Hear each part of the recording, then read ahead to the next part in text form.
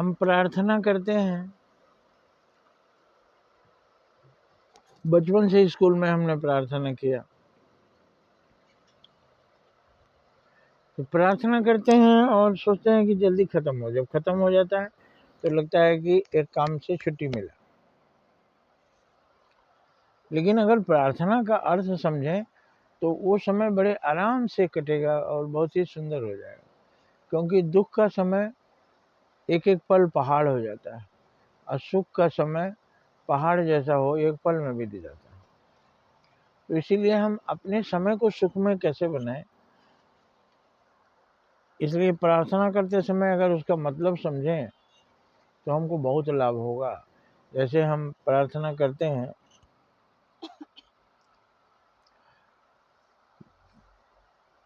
तो वह शक्ति हमें दो दया निधे, कर्तव्य मार्ग पर डट जावे।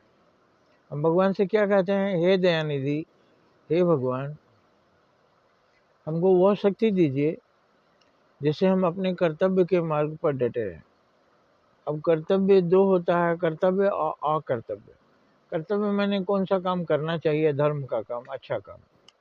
और कर्तव्य मैंने जो काम नहीं करना चाहिए, जिसको अधर्म कहते हैं, बुरा काम। तो हम भगवान से शक्ति मांग रहे हैं कि हे भगवान, मुझे वह शक्ति दीजिए कि हम अपने कर्तव्य मार्ग पर डटे रहें, अच्छे काम में डटे रहें। अच्छा काम क्या है? जिससे अपना भला हो, दूसरों का भी। जिस काम से केवल आपका भला है वो अच्छा नहीं है, जिस काम से दोनों का भला है वो अच्छा है। एक सब्जी वाला लाके सब्जी बेच रहा है, कुछ फायदा हो रहा है, उसको भी फायदा है। लेकिन जो सब्जी ले जाते हैं, हरी हरी सब्जियां लाकर उनकी सेवा कर रहा है, उनको भी सुख मिलता है। तो उसमें दोनों सुखी होते हैं। तो अच्छे काम से दोनों सुखी होते हैं।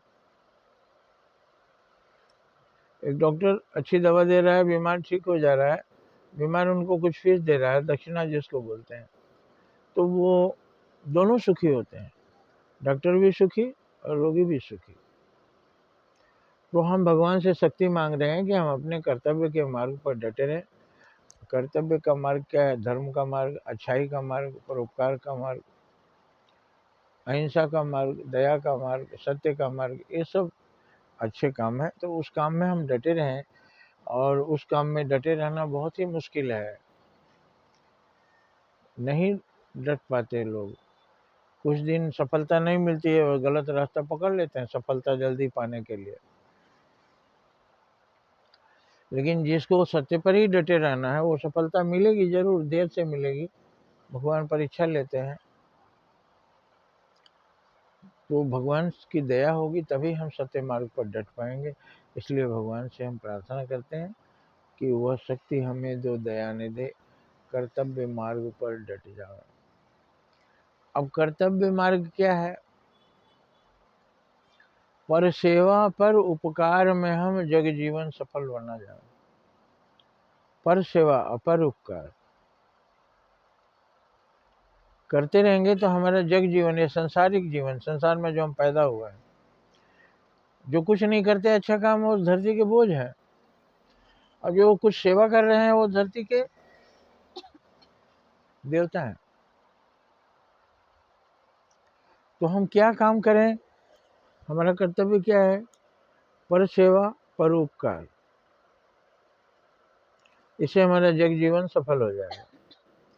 क्यों सफल हो जाएगा? जब हम पर सेवा पर उपकार करेंगे तो हमको मरने के बाद भी लोग याद करेंगे और हम अमर हो जाएंगे। जो अमर होते हैं वो देवता होते हैं।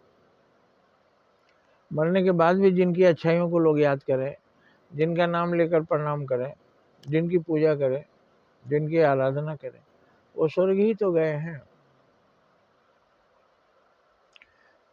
तो वो मार्ग है जिससे हमारा जीवन सफल हो, पर सेवा पर उपकार। तो हम भगवान से मानते हैं कि हम पर सेवा पर उपकार ये जीवन भर करते रहें। यह शक्ति हमको दीजिए। अगली लाइन हम अगले वीडियो में बोलेंगे। जय हिंद, जय भारत।